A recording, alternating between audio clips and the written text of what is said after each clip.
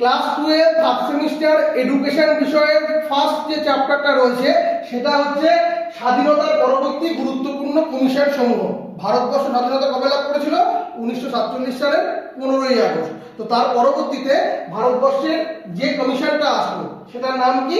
বিশ্ববিদ্যালয় শিক্ষা কমিশন বা রাধাকৃষ্ণন কমিশন। অর্থাৎ এটাই ছিল স্বাধীন ভারতের প্রথম শিক্ষা কমিশন। এবার প্রশ্ন হচ্ছে, তার আগে কি কোনো কমিশন ছিল না?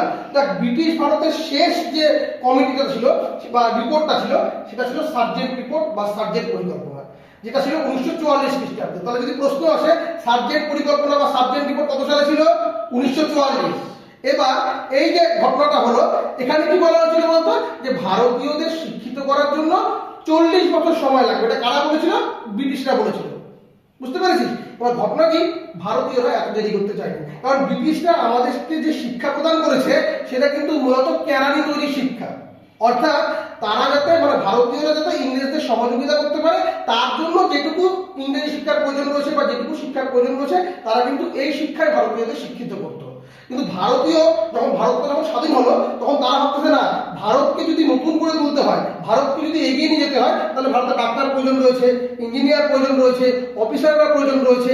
কিন্তু এটা তখনই হওয়া সম্ভব যদি শিক্ষা কাঠামো পরিবর্তন আনা যায়। আর শিক্ষা কাঠামো তো বললেই পরিবর্তন করা যাবে না। তো সেই জন্য কিন্তু তারা কমিটি নিয়োগ করলো। প্রথমে একটা কমিশন নিয়ে আসলো বা কমিটি নিয়ে আসলো, তার নাম ছিল হচ্ছে তারাচাঁদ কমিটি।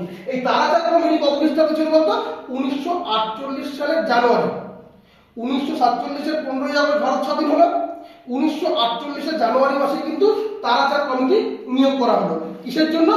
উচ্চ শিক্ষা সংস্কার করার জন্য তারাচাঁদ কমিটি নিয়োগ করা হলো। আর এই যে কমিটি, এই কমিটি একটা যে সুপারিশ করলো এবং সেই সুপারিশের সূত্র ধরে কিন্তু আমাদের স্বাধীন ভারতের প্রথম শিক্ষা কমিশন বা বিশ্ববিদ্যালয় শিক্ষা কমিশন বা রাধাকৃষ্ণন কমিশন কিন্তু স্থাপন হলো। এবার রাধাকৃষ্ণন কমিশনের নিয়োগের তারিখ কত ছিল বলতো? রাধাকৃষ্ণন কমিশনের নিয়োগের তারিখ কি বললাম? নিয়োগের তারিখ 1948 সালের 4 নভেম্বর। কি বললাম? রাধাকৃষ্ণন কমিশন নিয়োগের তারিখ 1948 খ্রিস্টাব্দের 4 নভেম্বর।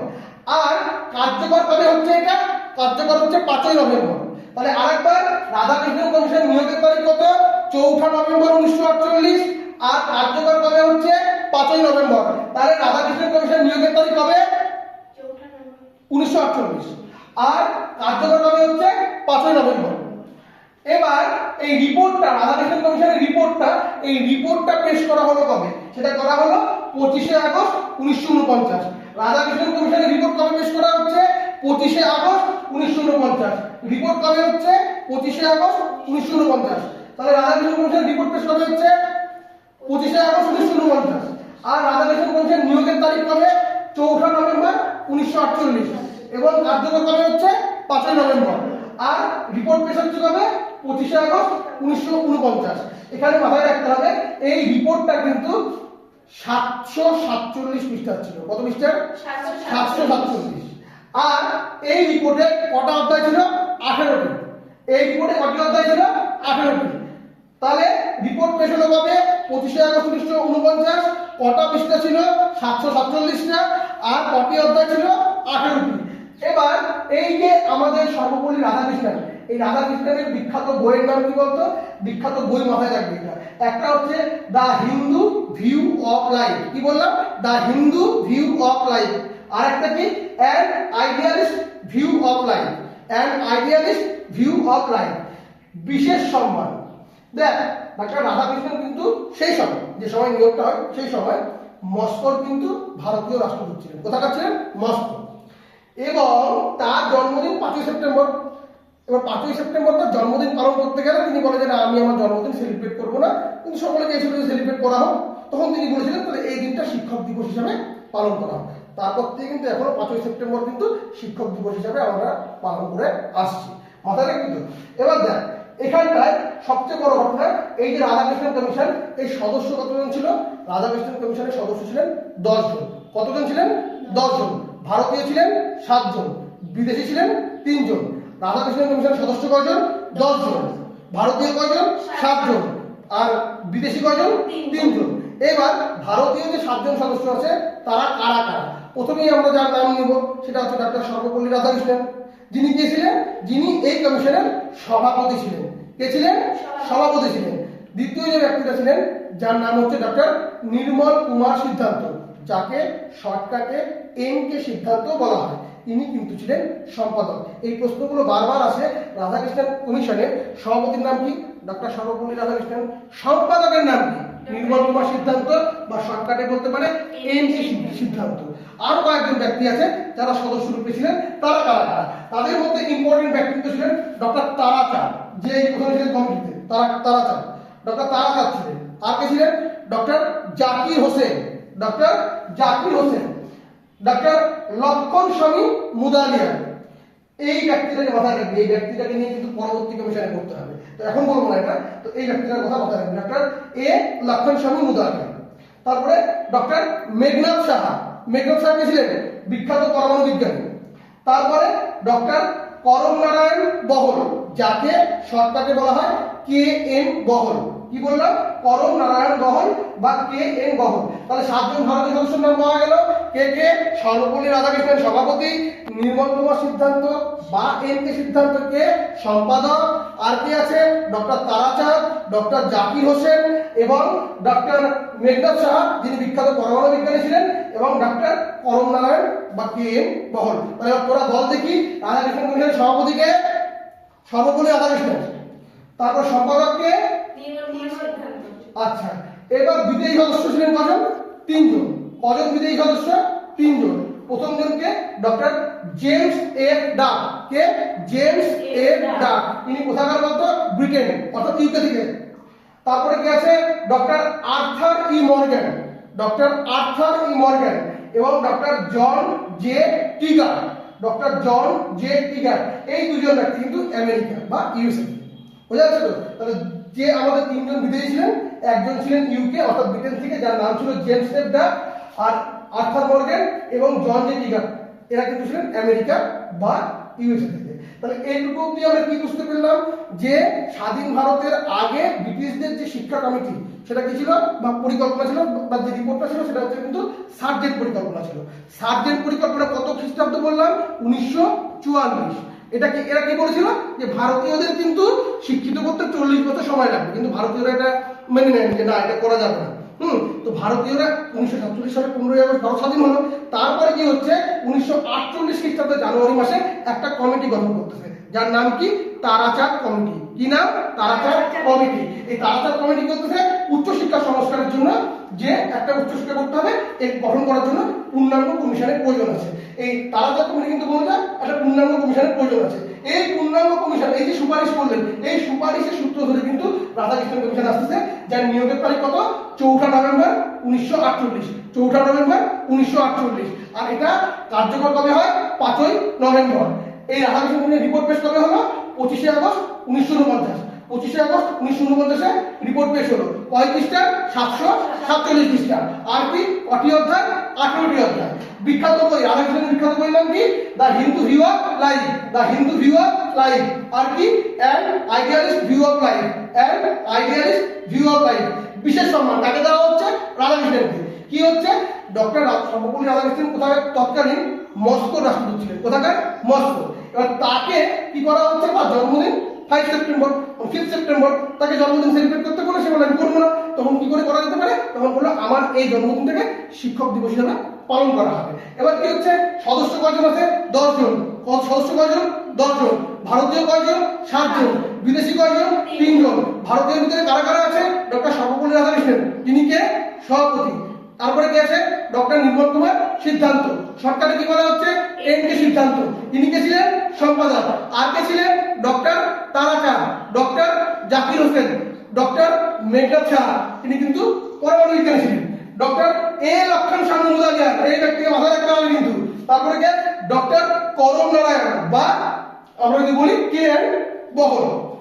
বিদেশি সদস্য কারা ছিলেন? ডক্টর জেমস এফ ডাক, যিনি ব্রিটেন থেকে ছিলেন, ডক্টর আর্থার ই মর্গ্যান এবং ডক্টর জন জে টিগার, এরা আমেরিকা বা ইউএসএ থেকে ছিলেন। এই যে কমিশনটা হলো, এই কমিশন উচ্চশিক্ষার স্তর বা পঠন পাঠনের জন্য কি বললেন? শিক্ষার, তারা বললেন শিক্ষার ক্ষেত্রে কটা স্তর হবে? 3টা স্তর। শিক্ষার ক্ষেত্রে কটা স্তর হবে? 3টা স্তর। কি বললো? স্নাতক। স্নাতক কত বছর হবে? 3 বছর, স্নাতক কত বছর হবে 3 বছর, স্নাতকোত্তর কত বছর হবে স্নাতকোত্তর এটা কত বছর হবে 2 বছর, এবং গবেষণার জন্য কত বললো ন্যূনতম 2 বছর। কি বলা হলো শিক্ষার 3টা স্তর, স্নাতক 3 বছর, উচ্চশিক্ষা কমিশন কিন্তু স্নাতক 3 বছর, স্নাতকোত্তর 2 বছর এবং গবেষণা কি হচ্ছে ন্যূনতম 2 বছর। আচ্ছা কাজের দিন কি ধার্য হবে? কাজের দিনের ক্ষেত্রে কি বলছে বছরে অন্তত 180 দিন ক্লাস করতে হবে, বছরে অন্তত 180 দিন ক্লাস করতে হবে পরীক্ষার দিন বাদ দিয়ে, মাথায় রাখতে হবে। আর কি সপ্তাহে কাজের সময় হবে 60 ঘন্টা, অন্তত 60 ঘন্টা সপ্তাহে কাজের দিন। তাহলে কাজের দিন কত বলা হলো 180 দিন পরীক্ষার দিন বাদ দিয়ে, এবং সবচেয়ে বড় কথা কি সপ্তাহে কাজের সময় হবে 60 ঘন্টা। 5 নম্বর এবং বিভাগ, 5 নম্বরের ক্ষেত্রে কি বলা হচ্ছে প্রথম বিভাগ 70%, প্রথম বিভাগ 70%, দ্বিতীয় বিভাগ 55% এবং 5 নম্বর 35%। প্রথম বিভাগ 70%, দ্বিতীয় বিভাগ 55% এবং 5 নম্বর 35%। আচ্ছা শিক্ষার মাধ্যম, শিক্ষাটা কোন মাধ্যমে পরিচালিত হবে? সেক্ষেত্রে কিন্তু এরা 3টি ভাষা কথা বলে, 3টি ভাষা সুপারিশ করে বা ত্রিভাষা সূত্র না, এখানে 3টি ভাষা সুপারিশ করা হয় যে শিক্ষার মাধ্যম হিসাবে। প্রথমটা কি আঞ্চলিক ভাষা, যেমন আমরা কি বলছি বাংলা ভাষা যে ভাষায় কথা বলি, এটা হবে প্রধান ভাষা। দ্বিতীয় কোনটা হবে রাষ্ট্রভাষা, একটা হচ্ছে হিন্দি, যদিও আমরা রাষ্ট্রভাষা নেই তো হিন্দি, রাষ্ট্রভাষা হিন্দি। আর 3 নম্বর কি হবে 3 নম্বর হচ্ছে আন্তর্জাতিক সংযোগের জন্য ইংরেজি, অর্থাৎ একটা আঞ্চলিক ভাষা, একটা হিন্দি ভাষা আর একটা ইংরেজি ভাষা, একটা আঞ্চলিক ভাষা, একটা হিন্দি ভাষা আর একটা ইংরেজি ভাষা। এরপরে কি হচ্ছে মূল্যায়ন পদ্ধতি, কি করে মূল্যায়ন হবে মুখস্থ বিদ্যার বদলে। আমরা তো সবাই মুখস্থ করি তাই না, শুধু পড়াশোনায় মুখস্থ করলাম, কি বুঝলাম না বুঝলাম দেখার দরকার নেই। তো এখানে কি বলা হচ্ছে মুখস্থ বিদ্যার বদলে অবজেক্টিভ টাইপ বা নৈর্ব্যক্তিক প্রশ্ন, এবং মেধা মূল্যায়নের জন্য গ্রেড প্রথা সুপারিশ করে। মেধা মূল্যায়নের জন্য কি বলে গ্রেড প্রথা, কোন কমিশন রাধাকৃষ্ণ কমিশন বা বিশ্ববিদ্যালয় শিক্ষা কমিশন বা প্রথম শিক্ষা কমিশন, বুঝা যাচ্ছে? এবার কি হচ্ছে ধর্মীয় শিক্ষা, ধর্মীয় শিক্ষার ক্ষেত্রে কি বলা হচ্ছে যে প্রতিদিন পঠন পাঠন শুরু করার আগে, মানে প্রত্যেকটা দিন যে পঠন পাঠন হবে বা পাঠ শুরু হবে বা পড়াশোনা শুরু হবে তার আগে কিন্তু কয়েক মিনিট নীরব ধ্যান করতে হবে, অর্থাৎ মেডিটেশনের কথা বলছে। একদম এটা প্রয়োজনীয়, এখনকার ছাত্রছাত্রীরা এগুলো থেকে ভুলে গেছে, উশৃঙ্খলতা তারা মেতে থাকতেছে, সবাই না ব্যতিক্রমীরা উশৃঙ্খলতা মেতে থাকতেছে, তাদের ধ্যানের প্রয়োজন রয়েছে। ধ্যান করলে কি হবে একাগ্রতা আসবে, আর একাগ্রতা আসলেই পড়াশোনায় মনোযোগটা আসবে। তো যাই হোক সবচেয়ে বড় কথা কি বলা হচ্ছে পঠন পাঠন শুরু করার আগে নীরব ধ্যান এবং মহাপুরুষদের জীবনী পাঠ, অর্থাৎ মহাপুরুষদের জীবনী যখন আমরা পাঠ করবো তখন আমাদের ভিতরে কিন্তু সেই জ্ঞানগুলো আসবে যে তারা কিভাবে সমস্ত কাজগুলো করেছিল, আমরা কিন্তু এখান থেকে মোটিভেশন পাবো। হ্যাঁ, তো এটা কিন্তু দরকার আছে অবশ্যই। তার মানে ধর্মীয় শিক্ষার ক্ষেত্রে কি বলা হচ্ছে প্রত্যেকদিন পঠন পাঠন শুরু করার আগে ধ্যান করতে হবে এবং মহাপুরুষদের জীবনী পাঠের কথা বলা হচ্ছে। এরপরে কি শারীরিক শিক্ষায় যে এনসিসির কথা আছে, এনসিসি প্রত্যেক স্কুলে কলেজে কলেজে এনসিসি হয়, এনসিসি এবং খেলাধুলার উপর বিশেষ গুরুত্ব দেওয়া হচ্ছে কোন কমিশনে রাধাকৃষ্ণ কমিশনে।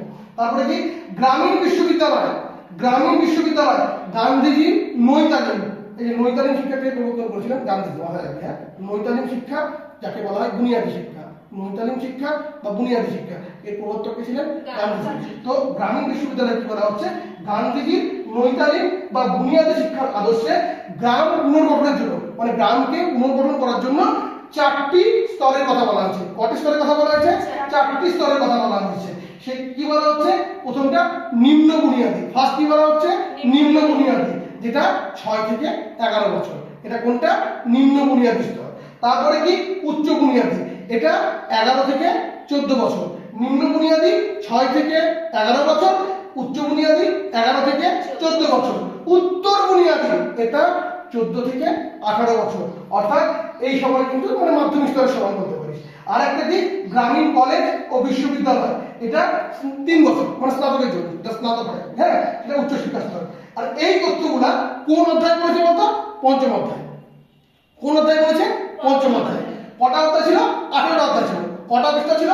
747 পৃষ্ঠা ছিল। আর মাথায় রাখতে হবে এই যে গ্রামীণ বিশ্ববিদ্যালয় ধারণা এটা কোন অধ্যায় আছে? পঞ্চম অধ্যায়, বুঝা যাচ্ছে? এবার কি প্রশাসনিক ও আর্থিক সংস্কার, মানে এই যে পরিকাঠামোটাকে পরিচালনার জন্য তো অর্থের প্রয়োজন আছে, তাই কি না? তো এই আর্থিক সংস্কার বা প্রশাসনিক বিভাগটা কে দেখবে? তো সেক্ষেত্রে কিন্তু ইউজিসি ও শিক্ষক, মানে ইউজিসি গঠন করা হয়েছিল বলতো ইউজিসি, ইউজিসি ফুল ফর্ম কি বলতো? ইউনিভার্সিটি গ্র্যান্টস কমিশন, তাই তো? তো ইউজিসি কিন্তু গঠন করা হয়েছিল কত? 1953। কবে? 1953। এবার কি হচ্ছে এই কি করতো, বিশ্ববিদ্যালয়গুলিকে কিন্তু আর্থিক মানে সহায়তা বা করতো বা সহায়তা প্রদানের জন্য সে কিন্তু সংবিধিবদ্ধ রূপ পায়। মানে 1953 খ্রিস্টাব্দে এটা আসলো এবং আর্থিক সহায়তা প্রদানের জন্য কিন্তু সংবিধিবদ্ধ রূপ পাচ্ছে 1956 যুগ্ম তালিকা, অর্থাৎ উচ্চ শিক্ষাকে ভারতের সংবিধানের যুগ্ম তালিকাভুক্ত বা কনকারেন্ট লিস্ট করার প্রথম সুপারিশ করে হচ্ছে এই বিশ্ববিদ্যালয় শিক্ষা কমিশন। কি বলছে, উচ্চ শিক্ষাকে ভারতের কিন্তু মেইনলি সংবিধানের যুগ্ম তালিকাভুক্ত, মানে উচ্চ শিক্ষাকে রাখতে হবে ভারতের সংবিধানের মধ্যে, হায়ার স্টাডিতে। বোঝা যাচ্ছে?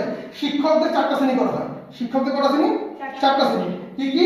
Professor, reader, lecturer, instructor. আর একবার, শিক্ষকদের 4টা শ্রেণী উচ্চশিক্ষার কমিশন দুটো।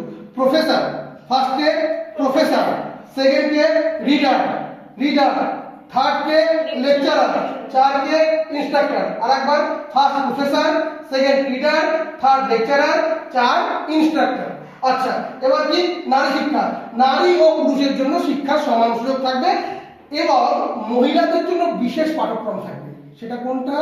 হোম সায়েন্স বা গৃহবিজ্ঞান। এটা কিন্তু সুপারিশ করা হয়েছিল এই রাধাকৃষ্ণন কমিশনে। বোঝা যাচ্ছে? তাহলে নারীদের জন্য মানে কোনটা বলেছিল? হোম সায়েন্স বা গৃহবিজ্ঞানের সুপারিশ করেছিল। শিক্ষকদের কটা শ্রেণী? 4টা। কে কে? প্রফেসর, তারপরে কি আসছে? রিডার, তারপরে লেকচারার, তারপরে ইনস্ট্রাক্টর। আচ্ছা, ইউজিসি গঠন করা 1953 এবং সে কার্যক্রম করতে শুরু হবে 1956 এ। আচ্ছা, গ্রামীণ বিশ্ববিদ্যালয় কটা ভাগে বলা হচ্ছে? 4টা স্তরের কথা বলা হচ্ছে এবং এটা কোন অধ্যায় আছে? পঞ্চম অধ্যায় আছে। এখানে কি বলে? নিম্ন বুনিয়াদী 6 থেকে 11, উচ্চ বুনিয়াদী 11 থেকে 14, উত্তর বুনিয়াদী 14 থেকে 18 এবং গ্রামীণ এবং কলেজ বিশ্ববিদ্যালয়ের ক্ষেত্রে স্নাতক বা 3 বছর। তো এইটা গেল তোদের পার্ট। তো এখানটায় আমরা কয়েকটা জিনিস মাথায় রাখবো। সাবজেক্ট পরিকল্পনা 1944, তারাদত্ত কমিটি 1948 জানুয়ারি, রাধাকৃষ্ণন কমিশন 1948 নভেম্বর আর 1949 25 আগস্ট কিন্তু মেইনলি যেটা হচ্ছে রিপোর্টটা পেশ করা হচ্ছে। মাথায় রাখতে হবে কয়েকটা ফুল ফর্ম, খুব ইম্পর্টেন্ট ফুল ফর্ম, যেটা কিন্তু ভালো করে করতে হবে। ইউজিসি অর্থাৎ university grants commission, UGC university grants commission বা বাংলায় বললে বিশ্ববিদ্যালয় মঞ্জুরি কমিশন, বাংলায় বললে বিশ্ববিদ্যালয় মঞ্জুরি commission. CABE C for central এবং central advisory board of education, CABE central advisory board of education অর্থাৎ কেন্দ্রীয় শিক্ষা উপদেষ্টা পর্ষদ। তারপরে NCTE national council for teacher education, national council for teacher education অর্থাৎ জাতীয় শিক্ষক শিক্ষণ পরিষদ। তারপরে এআইসিটিই অর্থাৎ all India council for teacher education, all India council for teacher education অর্থাৎ সর্বভারতীয় কারিগরি শিক্ষা পরিষদ। এনসিসি অর্থাৎ ন্যাশনাল ক্যাডেট কর্পস জাতীয় শিক্ষার্থী বাহিনী। ICAR Indian Council of Agricultural Research, Indian Council of Agriculture Research অর্থাৎ ভারতীয় কৃষি গবেষণা পরিষদ। সিএসআইআর অর্থাৎ Council of Scientific and Industrial Research, Council of Scientific and Industrial Research অর্থাৎ বৈজ্ঞানিক শিল্প গবেষণা পরিষদ। NCRHE National council for Rural Higher Education, national council for Rural Higher Education অর্থাৎ জাতীয় গ্রামীণ উচ্চ শিক্ষা পরিষদ। আর আইইউসি এটা হচ্ছে inter university Indian council, inter university Indian council অর্থাৎ আন্তঃ বিশ্ববিদ্যালয় ভারতীয় পরিষদ। এই যে ফুল ফর্মগুলো বললাম এটা ভালো করে করতে হবে, এর বাংলা মিনিংগুলো জেনে রাখা উচিত কারণ এমসিকিউ কিন্তু সবাই আসতে পারে। তো এই ছিল তোদের আজকের পাঠ। এখানে এমন কিছু কঠিন বিষয় নেই, আমরা যদি একটুখানি ভাবি কি বললাম, কিছু করেছে কি? কিচ্ছু করেনি, জাস্ট শুধু মাথা করে নেওয়ার প্রয়োজন রয়েছে। স্বাধীনতার আগে ব্রিটিশদের শেষ কমিশন কোনটা ছিল বা শেষ যে রিপোর্ট ছিল সেটা ছিল হচ্ছে সার্জেন্ট রিপোর্ট, যেটা কত খ্রিস্টাব্দে? 1944। এখানে কি বলা হচ্ছে? ভারতীয়দের জন্য 40 ভারতীয়দের শিক্ষিত করতে 40 বছর সময় লাগবে।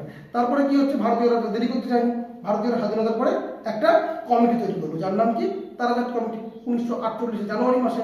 এই কমিটি বললো যে না, উচ্চশিক্ষার জন্য একটা কমিশনের প্রয়োজন আছে। সেই সূত্র ধরে কি হচ্ছে? কমিশন করা হচ্ছে, তার নাম কি? বিশ্ববিদ্যালয় শিক্ষা কমিশন। যেটা কবে হচ্ছে সেটা আমরা দেখতে পাচ্ছি, নিয়োগ হচ্ছে 1948 4 নভেম্বর এবং কাজ হচ্ছে কবে? 5 নভেম্বর এবং এর রিপোর্টটা পেশ হচ্ছে কবে? 25 আগস্ট 1949। কটা পৃষ্ঠা? 747 পৃষ্ঠা। কটা অধ্যায়? 18টা অধ্যায়। বিখ্যাত বই কার? সর্বপল্লী রাধাকৃষ্ণনের। কি the Hindu view of life and idealist view of life. বিশেষ সম্মান কি ডক্টর রাধাকৃষ্ণন কমিশন মস্কোর রাষ্ট্রদূত ছিলেন তৎকালীন, তাকে জন্মদিন সেলিব্রেট করতে বলো, সে করলো না, এবং তার যে দিনটাকে শিক্ষক দিবস হিসেবে আমরা এখনো পালন করে আসতেছি 5 সেপ্টেম্বর। সদস্য কজন? 10 জন। ভারতীয় কজন? 7 জন। বিদেশি কজন? 3 জন। রাধাকৃষ্ণন কমিশনের সভাপতিকে ডক্টর সর্বপল্লী রাধাকৃষ্ণন, সম্পাদককে ডক্টর নির্মল কুমার সিদ্ধান্ত বা এম কে সিদ্ধান্ত, একজন পরমাণু বিজ্ঞানী ছিলেন, তার নাম কি ডক্টর মেঘনাথ শাহ। বিদেশি কজন? 3 জন। একজন কোথা থেকে? একজন ব্রিটেন থেকে বা ইউকে থেকে। 2 জন কোথা থেকে? 2 জন আমেরিকা বা ইউএসএ থেকে। উচ্চশিক্ষার স্তর বা পঠন গঠনের নাম। উচ্চশিক্ষার ক্ষেত্রে কটা স্তর করা হয়েছিল? 3টা স্তর। স্নাতক ক বছর? 2 বছর। স্নাতকোত্তর 2 বছর। গবেষণা ন্যূনতম 2 বছর। কাজের দিন কি বললো? 180 দিন ক্লাস করতে হবে পরীক্ষার দিন বাদ দিয়ে, এবং সপ্তাহে কিন্তু 60 ঘন্টার কাজ হবে। আচ্ছা, শিক্ষকদের বয়স কত হবে? চাকরি 60 বছর, মাথায় রাখবে। হ্যাঁ, শিক্ষকদের 60 বছর। আচ্ছা, 5 নম্বর বিভাগ, প্রথম বিভাগ 70%, দ্বিতীয় বিভাগ 55% এবং 5 নম্বর 35%। শিক্ষার মাধ্যম কি হবে? 3টা ভাষা সুপারিশ করা হচ্ছে। আঞ্চলিক ভাষা, এটা প্রথম। তারপরে কি? রাষ্ট্রীয় ভাষা হিন্দি এবং আন্তর্জাতিক সংযোগের জন্য ইংরেজি। আচ্ছা, মূল্যায়ন পদ্ধতি কি? মুখস্থ বিদ্যার বদলে অবজেক্টিভ টাইপ না নৈর্ব্যক্তিক প্রশ্নের কথা বলা হচ্ছে। এবং মেধা মূল্যায়নের জন্য কি? মেধা মূল্যায়নের জন্য গ্রেড কোথায়? মেধা মূল্যায়নের জন্য গ্রেড কোথায়? মেধা মূল্যায়নের জন্য গ্রেড কোথায়? মাথা রাখতে হবে। ধর্মীয় শিক্ষা কি? প্রতিদিন পঠন পাঠন শুরু করার আগে ধ্যান করতে হবে এবং মহাপুরুষদের জীবনী পড়তে হবে, এই কথাটা বলা হচ্ছে। শারীরিক শিক্ষার ক্ষেত্রে কি বলা হচ্ছে? এনসিসি এবং খেলাধুলায় জোর দিতে হবে। গ্রামীণ বিশ্ববিদ্যালয় কি? গ্রামীণ বিশ্ববিদ্যালয় গান্ধীজি নৈতালিন বা বুনিয়াদী শিক্ষার আদর্শ কিন্তু গ্রাম পুনর্গঠনের জন্য এখানে 4টা স্তরের কথা বলা হচ্ছে। কি হচ্ছে? নিম্ন বুনিয়াদী 6 থেকে 11, উচ্চ বুনিয়াদী 11 থেকে 14, উত্তর বুনিয়াদী 14 থেকে 18 এবং গ্রামীণ কলেজ ও বিশ্ববিদ্যালয় হচ্ছে স্নাতক 3 বছর। এটাতে উচ্চশিক্ষা স্তর। এই তথ্যগুলা কি? পঞ্চম অধ্যায় বলা হয়েছে। কোন অধ্যায় বলা হয়েছে? পঞ্চম অধ্যায় বলা হয়েছে। মাথায় রাখতে হবে প্রশাসনিক এবং আর্থিক সংস্কার ইউজিসি 1953, আর মেনলি কার্যক্রম শুরু হচ্ছে কখন? 1956 এ। আচ্ছা, যুগ্ম তালিকা কি? উচ্চশিক্ষাকে ভারতের সংবিধানে যুগ্ম তালিকাভুক্ত করা সুপারিশ করছে কিন্তু এই কমিশন। শিক্ষকদের 4টা শ্রেণী হচ্ছে, একটা কি? প্রফেসর, একটা রিডার, একটা লেকচারার, একটা ইনস্ট্রাক্টর। নারী শিক্ষা কি? নারী এবং পুরুষের সমান অধিকার থাকবে এবং নারীদের জন্য একটা বিশেষ বিষয় বলা হচ্ছে হোম সায়েন্স বা গৃহবিজ্ঞানের কিন্তু সুপারিশ করা হচ্ছে। আর কিছু প্রথম জানলাম UGC, CABE, NCTE, AICTE, NCC, ICAR, CSIR, NCRHE, IUTC. আচ্ছা, ঘটনাক্রমগুলো কি একবার দেখে নাও। সার্জেন্ট রিপোর্ট 1944, তারপর কমিটি 1948, রাধাকৃষ্ণন কমিশন 1948 থেকে 49, আর মুদালিয়ার কমিশন কি 1952 থেকে 53। এই তোদের পার্ট। ফার্স্ট কমিশন তোদের আশা করি বুঝতে কোনো অসুবিধা নেই। এর উপর নোটস দেওয়া আছে, ওই নোটসগুলো করবি, প্রয়োজনে ভিডিওটা একবার দেখে নিবি। যারা সোশ্যাল মিডিয়াতে এই ভিডিওটি দেখছো তাদেরকে বলবো অবশ্যই এই ভিডিওতে যে পার্টগুলো বললাম এটা তোমরা খাতার মধ্যে নোট ডাউন করে নাও এবং ভালো করে পড়ো। আশা করি তোমাদের সেভাবে কোনো অসুবিধা হবে না। আর যারা অনলাইনে বা অফলাইনে টিউশন করতে চাইছো বা যারা পেড নোটস নিতে চাইছো তারা কিন্তু যোগাযোগ করতে পারো অবশ্যই 7384384758 নম্বরে। পরবর্তীতে আমরা আরো অন্য ভালো ভিডিও নিয়ে আসবো। তো আজকের মতো এইটুকুই। সকলে খুব ভালো থাকো। Tata, bye bye.